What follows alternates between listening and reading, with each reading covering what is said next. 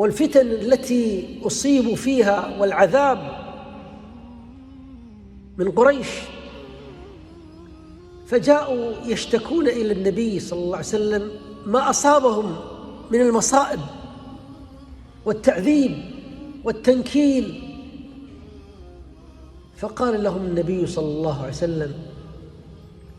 إن ممن كان قبلكم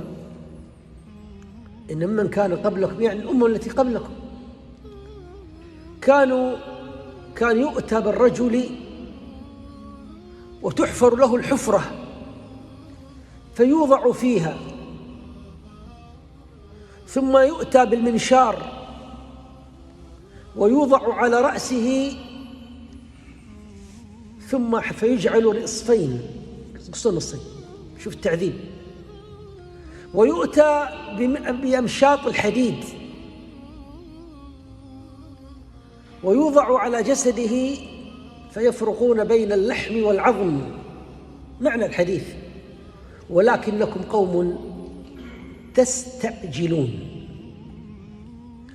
هذه الكلمة الحقيقة كلمة عظيمة،